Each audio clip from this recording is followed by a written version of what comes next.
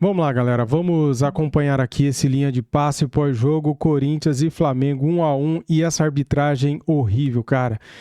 Meu, eu tenho muita coisa para falar desse árbitro aqui. Eu falei hoje no nosso vídeo de prováveis escalações, aqui depois do almoço, o seguinte: esse árbitro aqui, ó, que vai apitar o jogo, deixa eu pôr aqui, ó. Esse árbitro aqui, Rodrigo José Pereira de Lima. Cara, toda vez ele expulsa o jogador do Flamengo. Eu já perdi as contas, galera. Já perdi as contas. Esse cara prejudica o Flamengo toda vez, cara.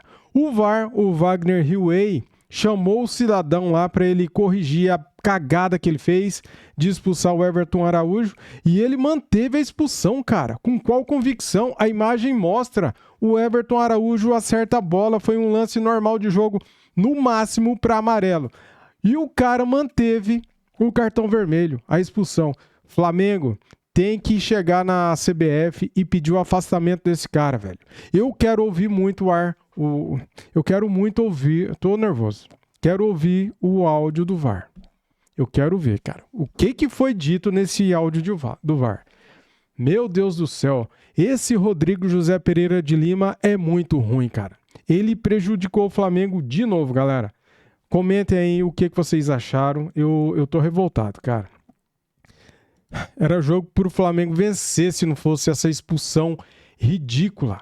Meter a mão no Flamengo, cara. O Flamengo foi assaltado. Toda vez contra o Corinthians agora tem jogador expulso, cara. Ah, vai tomar banho, viu? Assim não dá, cara. Vamos lá pro vídeo aqui, galera. Para o Flamengo, resultado que aumenta a sequência do Corinthians sem vitória, chega a 7 jogos sem vencer no campeonato, né? E o Flamengo quebra uma sequência de vitórias, mas o time continua aí invicto sob o comando do Leonardo Jardim, né? Teve aquele empate com o Fluminense, que deu o título carioca, depois emendou vitórias. Esse é o primeiro empate no Campeonato Brasileiro. Aliás, o primeiro gol sofrido pelo Flamengo na era Leonardo Jardim também, né? Tava passando em branco, como gosta o Calçade, o famoso clean sheet. Clean sheet. Né? Eu sempre usei isso. Não é?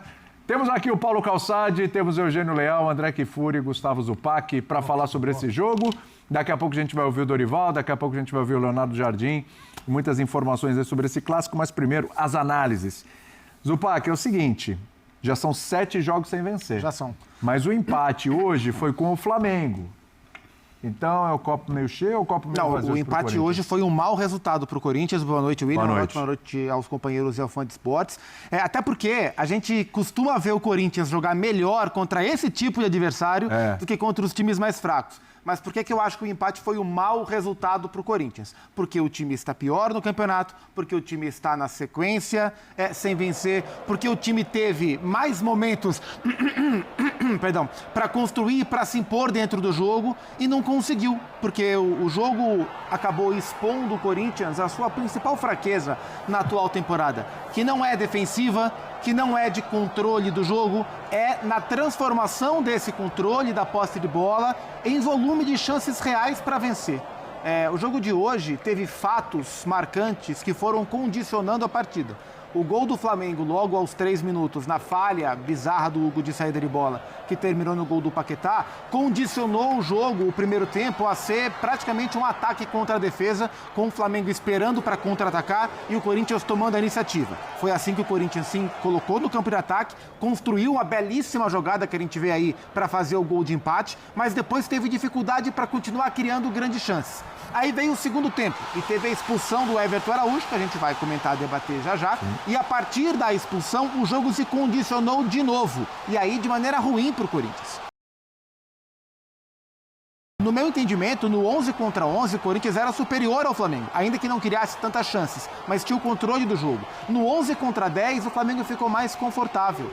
O Corinthians continuou com dificuldade de se impor, continuou com dificuldade de se organizar ofensivamente e foi criar grandes chances de fato para vencer o jogo na reta final, no abafa. Então, pelo contexto do jogo e pela quantidade de minutos, né, pelo período de tempo que cada time foi melhor, o Corinthians desperdiçou uma vitória que ele poderia ter tido dentro de casa, mesmo que seja contra o Flamengo. O Corinthians tem jogado bem contra o Flamengo e hoje o Corinthians poderia ter vencido, não foi ofensivamente capaz de vencer.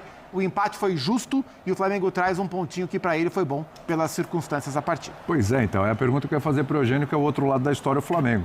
Se olha-se o copo meio cheio ou meio vazio para o Flamengo, porque ele sai de Itaquera com um pontinho, teve um jogador a menos boa parte do segundo tempo, mas com a... Olha a defesa desse Hugo, cara. O Arrascaeta acertou uma bicicleta, o cara faz uma defesa dessa, cara. Ó, não adianta vocês falarem aí, não. O Flamengo foi roubado e pronto. Vitória, o Flamengo, que esteve até nas mãos do Flamengo por um curto espaço de tempo ali, mas esteve, o Flamengo poderia chegar aos 16 pontos, com aquele jogo a menos, ficava ali naquela cola do Palmeiras, que hoje é o líder com 19, né? Então, olhando para esses dois lados, você está mais para o lado positivo ou negativo esse resultado para o Flamengo, hein, Eugênio? Tudo bem? Tudo bem, William. Boa noite para você, para os companheiros e fãs de esportes. Eu acredito que, diante das circunstâncias, o resultado de empate não foi ruim para o Flamengo, porque ele jogou quase que todo o segundo tempo, com um jogador a mais, para mim, numa decisão exagerada do árbitro, que condicionou o que aconteceu depois disso. Atrapalhou o jogo como um todo, porque ele fez com que todos os jogadores, a partir dali, começassem a tentar cavar alguma coisa, forçar um cartão para o outro lado, e o jogo parou, deixou de ter fluência futebolística e passou a ser um jogo de discussão, de dedo no rosto, de menos futebol. Mesmo quando o Corinthians, na reta final, tentou a pressão e teve ali, a gente está vendo, algumas chances de fazer o gol da vitória, né? Nessa falha ali do elogiar aqui, cara, essa defesa do Rossi. Salvou o Flamengo ali, hein? No finalzinho. Uma grande defesa do Rossi. Ainda assim, era um jogo mais tenso do que um jogo jogado. Porque eu acho que o árbitro estragou a partida com uma decisão exagerada. Não é, para mim, um lance de vermelho, de jeito algum. O Everton Araújo, ele visa a bola, ele toca na bola, a bola corre do pé dele, e no que a bola corre, porque ele toca com a sola na bola, ele acaba atingindo. Acho que é um lance de cartão, sim, amarelo, e você dá um vermelho naquela altura do jogo, faz com que todo mundo perca um pouco a cabeça, ele perde um pouco o controle do jogo e deixa de ter futebol para ter muito mais nervosismo em campo, e atrapalhou um pouco. Para o Flamengo, como não perdeu, acho que o Flamengo prejudicado pela expulsão, não perdeu o jogo, para ele tá ok. Mas não é o Flamengo que a torcida do Flamengo gostaria de ver. Não é o Flamengo que faz um gol com 3 minutos e baixa as linhas e fica lá atrás.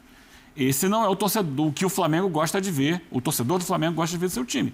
Gosta de ver um time dominante, que se impõe, que vai para cima, que tem a bola, que cria situações de gol com maior frequência. E a gente vê o Pedro voltar para dar combate na grande área defensiva. Apesar disso ter acontecido quando o time tinha um a menos. Acho que já não era para ele ter ficado em campo com o time tendo inferioridade numérica, mas ainda assim não é o que o torcedor do Flamengo entende como o DNA do time, como o que ele gosta de ver, o que ele exige de um time que tem o investimento que o Flamengo tem hoje. Excelente análise do Eugênio Leal. Galera, comente aqui, boa análise, né? Falou tudo aí sobre a arbitragem, foi um lixo, cara. Falou também aí, né, sobre a atitude do Flamengo em campo. Muito boa análise, né? Depois que fez o gol, baixou as linhas. É verdade. O André, faltou mais Flamengo ou faltou mais Corinthians a partir da expulsão? Então, você fez 2 perguntas. Boa noite a todos, boa noite pessoal em casa e uma ótima semana desde já. 2 perguntas. A primeira, não sei se faltou mais Flamengo, sim, faltou mais Corinthians. Especialmente, é claro, depois da expulsão. Por que eu disse que não sei se faltou mais Flamengo? Porque o Flamengo que está começando a se formar e que até hoje, por um longo tempo, não tinha nem levado um gol, é um time que prefere ter menos a bola se for possível aplicar ao jogo a dinâmica que interessa mais de acordo com o olhar do seu treinador. Essa é uma ideia que é contrária ao que se fazia pela comissão técnica anterior, que sempre, não apenas em relação ao trabalho e ao que a gente vê em campo, mas em relação às declarações dadas pelo Felipe Luiz a respeito de como o Flamengo jogava, ele em todos os momentos deixou claro a respeito da preferência dele por ter a bola, ser protagonista com a bola, se instalar no campo do adversário, ser melhor por intermédio de superioridade técnica, etc. O Leonardo Jardim observa o futebol e entende o jogo de uma outra maneira, basta a gente pensar...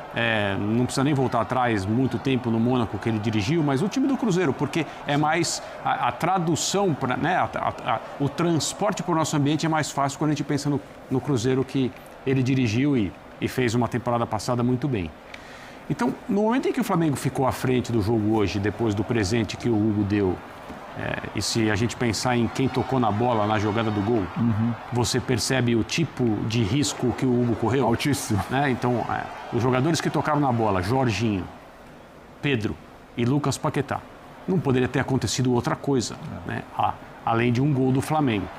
Mas no momento que o Flamengo fica na frente, o jogo fica à mercê do Flamengo, porque o gramado é bom, os jogadores são muito técnicos. A minha impressão é que eles já entendem essa forma de jogar, independentemente dela se adaptar ou não, de ser a melhor. Eles entendem porque eles são muito inteligentes acima de tudo. O que o Jorginho faz jogando pelo Flamengo, com a ideia do Felipe Luiz, com a ideia do Leonardo Jardim, se algum de nós aqui assumíssemos o time do Flamengo como técnico, ele iria fazer maravilhas em campo, porque é impressionante a capacidade que ele tem para enxergar. Hoje, assim, baixando quase entre os zagueiros às vezes. E aí, assim, isso é utilização da capacidade técnica de um jogador absolutamente refinado. Mas o jogo fica à mercê do Flamengo. E o Flamengo não consegue se colocar com uma vantagem maior no placar. Então, eu comecei dizendo, não sei se faltou mais Flamengo, porque talvez essa ideia não esteja madura ainda, mas o jogo se colocou à disposição. E o Flamengo não soube ganhar esse jogo. E no final ele quase perdeu o jogo. Sim. Porque o Corinthians teve oportunidades desperdiçadas. Duas grandes oportunidades. Ou por erros que são normais, como chutes por cima, etc. Aí o Hugo se redime, na minha opinião, ele faz uma defesa maravilhosa, porque a bola foi, apesar de não ter sido tão no canto, ele estava indo para o outro lado e a bola foi muito violenta. Mas o Corinthians desperdiçou gols por lances que são normais no futebol e por pelo menos um lance em que a falha técnica, a falha no chamado, como dizem os técnicos, no gesto técnico do Guinegão, foi muito, muito clara. Infelizmente para ele, que está precisando de uma oportunidade aproveitada, ele não conseguiu mais uma vez. E o Corinthians poderia ter ganhado o jogo no final. Eu não diria que fez uso da sua vantagem numérica como deveria para ganhar o jogo. Faltou o Corinthians. Sim. Essa história de faltou daqui, faltou de lá, ou não faltou daqui nem de lá, eu te pergunto. Claro que a superioridade numérica do adversário acaba atrapalhando o Flamengo. Mas para o Corinthians, faltou mais Memphis também, porque ele faz o gol, ele faz uma jogada que meio gol é dele, e ele acaba se lesionando, sai, e me parece que isso fez uma diferença muito grande para o Corinthians, né, Olá, boa noite a todos. William, tem 2 pontos aí. Um é, no primeiro tempo, aos 22, o Corinthians perde o Memphis, mas entra o Garro no lugar dele, fica com 11. Porém, é outra coisa. Você tinha 2 atacantes e passa a ter o Garro um pouco com mais liberdade, mas no momento que o Garro não está jogando muita bola. Então, qual é a diferença que ele faz? Não faz. Caio César sem poder jogar. O Lingard ainda não está com a burocracia para poder jogar, poderia estar ser a opção. Seria a opção. O Corinthians não tem, então, atacantes para mudar o jogo, o Dorival não tinha. Tanto que ele vai de Kaique, ele vai do Guinegão. O Vitinho, ele já confia menos. O Vitinho já confia menos. Então a situação é um pouco diferente, por exemplo, do Leonardo Jardim, né? Não, o Leonardo Jardim, ele olha para o banco, quem ele vai pôr, de tantas opções. Né? E também perder, né, o Everton Araújo, isso condiciona o jogo, porque é um passo atrás. Aí a posse de bola foi um pouco maior para o Flamengo no primeiro tempo. Na segunda etapa, ela diminui drasticamente, porque o Corinthians com a bola e o Flamengo a ponto até de tirar o Pedro, porque se o Pedro precisa de uma velocidade de um companheiro. Se você tocar só a bola para o Pedro, para ele correr 60 metros, é mais difícil. Né? É mais fácil a marcação chegar. Então o jogo teve esses fatores que condicionaram a partida. Agora, pro lado do Corinthians, assim, você percebe que tem jogos que o Corinthians sabe, ele reconhece o peso. Ele jogou muito mais nessa partida do que nos jogos anteriores. Contra Curitiba, Chapecoense. Contra o próprio Santos, né? Que era um jogo grande. Exatamente. E o Corinthians jogou numa marcha para empatar e ir embora com o empate. Ele identifica. Em casa. Aí a situação do Dorival, independentemente dos jogadores de identificarem ou não o peso do jogo, sobra na conta do treinador, que é uma sequência de jogos sem a vitória. Mas eu acho que, no geral, foi um jogo legal de assistir. Bem legal. Né? E com questões de arbitragem, que a gente pode falar mais tarde, está até conversando com a Renata Ruel aqui. Eu vou trazer a opinião da nossa especialista de 2 lances. Tem a expulsão do Everton Araújo e tem um lance que não foi do dado André pênalti. na área que não foi dado pênalti. Ele pediu pênalti e tava com a perna enroscada. E a Renata analisa esses dois. Tô curioso para saber, porque vai incomodar. Eu tô curioso, viu? Então vamos lá, vamos incomodar, vai. Vamos incomodar. Primeiro lance aí, vamos nessa, vai. Vamos nessa. Vamos inverter. Geralmente deixa a arbitragem um pouquinho mais pro final, mas vou abrir. Você já me deixou curioso, já abre aí, a gente já conversa. Bom. Primeiro, o lance da expulsão do Everton Araújo. Temos aí, Dimas? Na hora que tiver, a gente joga aí. Bom, Renata, Fechou. né? Renata, vamos lá, aí, ó, vamos pronto. lá. Vamos lá. Pá. Tem alguns aspectos para serem analisados aí. O primeiro, o VAR não deveria chamar. Isso é um absurdo o VAR chamar. Esse é um lance do árbitro. O árbitro está próximo, o árbitro viu e decidiu. O problema é que o VAR no Brasil quer reapitar o jogo dentro daquilo que ele considera correto. Penso diferente, cara. Penso quando é um erro crasso, um erro grotesco desse daí, o VAR tem que intervir. Para que ele serve? Ele tá lá para corrigir as cagadas do árbitro. Então, o VAR, no meu ponto de vista, fez o certo, cara. Só que esse burro desse árbitro, ele manteve o cartão vermelho, esse idiota, prejudicando o Flamengo de novo, cara. De novo, esse imbecil, esse desgraçado nunca mais deveria apitar jogo do Flamengo. Essa desgraça desse cara aí. Correto. E aí a opinião do árbitro. O árbitro corretamente foi lá e manteve a opinião dele. Porém, eu entendo, aí é minha opinião, o do Eugênio também, que não era um lance no limite entre o amarelo e o vermelho. Sim. É interpretativo. Minha interpretação, eu deixaria ele no campo. A da Renata, tira ele do jogo. Renata entende que foi cartão vermelho. Tá certo, então a decisão do A árbitro de Renata campo. entende que sim. Eu acho assim, Parei. esse lance, existem lances de expulsão que são lances absurdos. Sim. Esse lance, eu não acho que foi a expulsão, não acho que ela foi absurda. Eu acho que ela foi rigorosa por parte do árbitro, mas eu aplicaria o cartão amarelo. Parei, cara. O Everton Araújo pega a bola primeiro, cara. Parei, cara. Assim, é um lance para cartão, porque o Everton Araújo, mesmo que ele não tenha a intenção de ser violento, ele expõe o Bidon a um risco. Perfeito.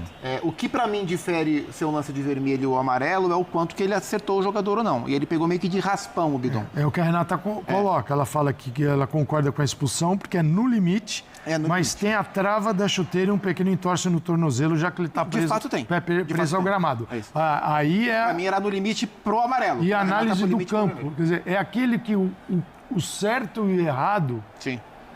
não existe, porque a gente está falando de um lance interpretativo que as duas opções, eu digo, as decisões podem ser defendidas nesse lance. Então você não pode crucificar o árbitro só porque sua opinião é contrária.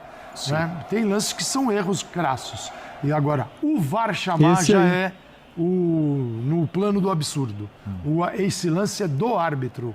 É do árbitro. E ele foi lá e falou pro VAR, desculpa, mas esquece. Tem uma coisa que me incomoda no VAR no Brasil há muito tempo, eu acho que desde o começo, é que assim, o VAR, ele não foi criado para que o vídeo procure um erro na decisão do árbitro.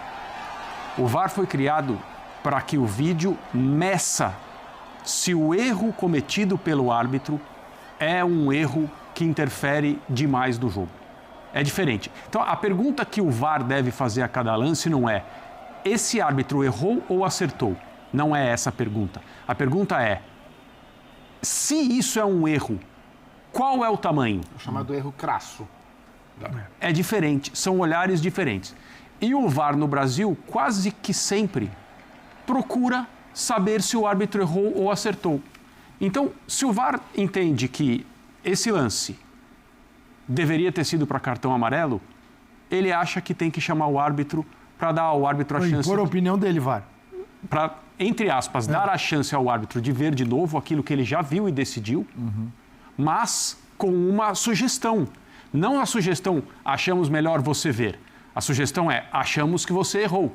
E não é essa a pergunta que o VAR tem que fazer. É se o erro é um erro gigante ou não. Principalmente quando se trata de um lance em que o árbitro está na cara do que aconteceu. e ele toma uma decisão imediata, ele nem pensa para tomar. É assumir o papel do pós-jogo que a gente tem. Exato. De debater. Você concorda? Ele tem debate na cabine, né? O VAR, é o seguinte, uma coisa assim, vai. O VAR é o Wagner Hillway. É um dos mais antigos árbitros de VAR do futebol brasileiro. Mas é um dos caras que mais tentam modificar o resultado do jogo. Uma coisa é o seguinte, o VAR é aquele lance do Maradona. Sim. 86, o soco na bola e o gol. O VAR é para isso. Ele deu um soco na bola, você não viu. Agora, um lance interpretativo que está no limite não é para criar um debate. Exatamente. O VAR no Brasil quer debater Se, com o por exemplo, o Everton Araújo isso. não tivesse encostado no Breno Bidon, ok, aí o VAR chama. Você viu o quê? Que não aconteceu. Ele deu no tornozelo, nem pegou. Embora todo mundo aqui concorde que o árbitro tenha exagerado na expulsão. É outra coisa. São duas coisas diferentes. Mas daí o VAR querer fazer um programa... Galera, inscreva-se no canal Fute React. Vou trazer o corte do Sport TV com o ex-árbitro, o Wilton Pereira lá, tá? Então, inscreva-se no canal Fute React. Vou trazer depois as análises dele. O Wilton Pereira... Deixa eu pegar aqui. É o PC Oliveira, galera. Eu tô com o nome do cara aqui na cabeça. O ex-árbitro PC Oliveira, lá do Sport TV. Vou trazer depois no canal Fute React as análises dele. E eu quero muito o áudio desse VAR, cara. Quero muito. Nossa, vamos divulgar aqui o nome desse cara, né? Esse desgraçado aí, cara. Vamos pegar aqui, ó. É o Rodrigo José Pereira de Lima, de Pernambuco. Esse cara ferra com o Flamengo toda vez, galera. Toda vez, cara. É inacreditável o que esse cara faz. Deixa eu até pôr a foto dele aqui para vocês verem de novo. Olha aí. Olha aí a cara dele, ó. Olha aí, galera. Rodrigo José Pereira de Lima. Ele ferra com o Flamengo toda vez. Já expulsou, se eu não me engano, cara, ele expulsou 2 jogadores do Flamengo em um jogo do ano passado. Depois eu vou levantar isso aí. Mas, nossa, cara, o que esse cara faz aqui não existe. Você é louco, velho. Valeu, galera. Eu preciso gravar mais vídeos para os outros canais sobre esse árbitro aí que ferrou com o Flamengo e estragou o jogo. O jogo tava tão bom, cara. Ele ferrou com o jogo e estragou o jogo. Esse lazarento ruim, ele poderia ser banido do futebol, esse cara, esse imbecil. Valeu, tamo junto.